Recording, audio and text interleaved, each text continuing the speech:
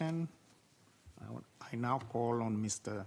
Kyung Ryul Park, Assistant Professor, Graduate School of Science, Technology, Policy Office, Korea Advanced Institute of Science and Technology, Republic of Korea.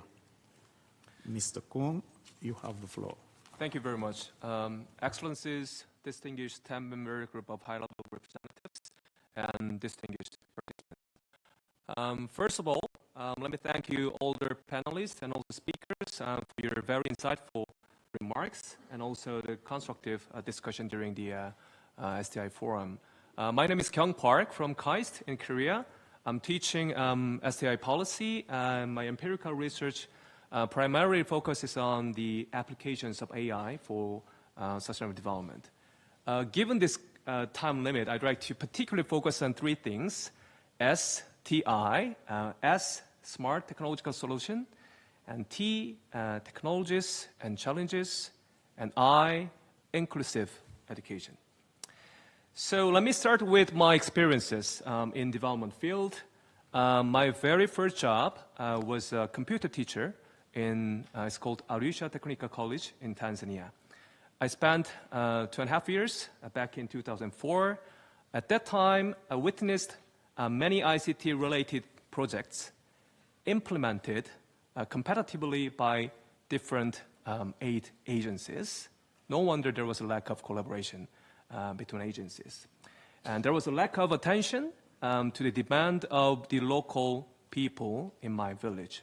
So often, after the wonderful launching ceremony and the hype of technologies, many ICT equipments were abandoned without capacity building for further transformation in local community. So I started questions.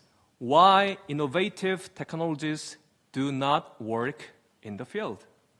So one of the answers could be ignorance of local demand and contextual understanding of development, which we might still have similar problems. But since then, obviously, there has been lots of opportunities with emerging digital technologies. I'd like to introduce two specific research examples from my lab, published in major AI conferences and journals, and share how AI can contribute to sustainable development. Number one, in the context of climate vulnerable countries like small island developing seas countries, there are increasing frequency of natural disasters such as earthquake, water-related floods, hurricanes, and tsunami.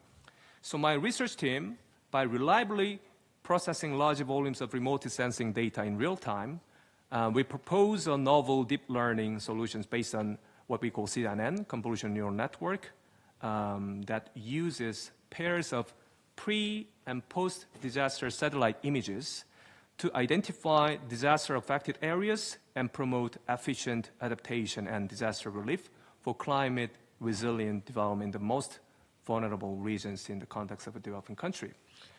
And another example of my lab research is the applications of AI in monitoring ODA, Official Development Assistance flow, and evaluating SDG progress. In many governments, there has been chronic issues of collecting and managing data in a very labor-intensive practice and the related human inefficiencies. To address these challenges, we propose machine learning solutions that uses natural language processing, NLP techniques, to improve routine tasks in the public sector and enhance data sharing and partnerships between stakeholders. So these are the examples of opportunities and improvement in transparency and effectiveness over more traditional disaster management systems and SDG monitoring. However, there are many challenges, socio-political challenges and institutional challenges. Technology and data needs context. We need to work together with the local expertise.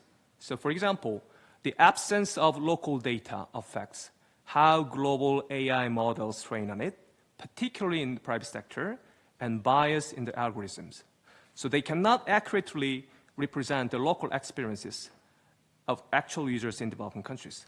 In reality, small island developing countries contribute a tiny portion of data used to train artificial intelligence models, so leading to a potential bias towards local users, which is shadow area.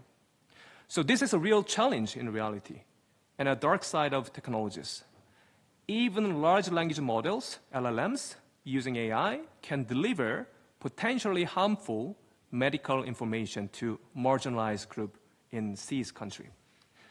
This is also related to the evolving landscape of education. So we need inclusive education. So we must extend our focus beyond the mere technical or vocational skills or trainings of coding or programming for young students.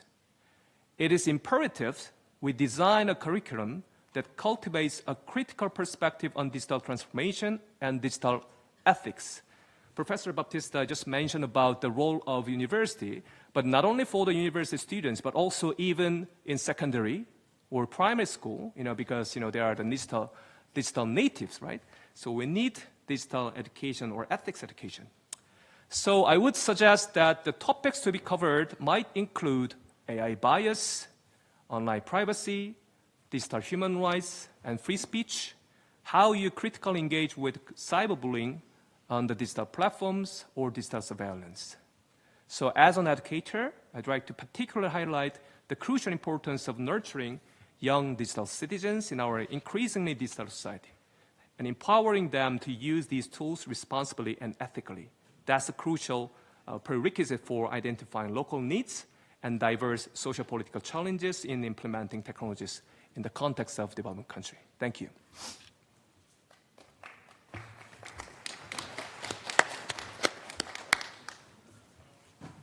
Thank you, Mr. Kyung.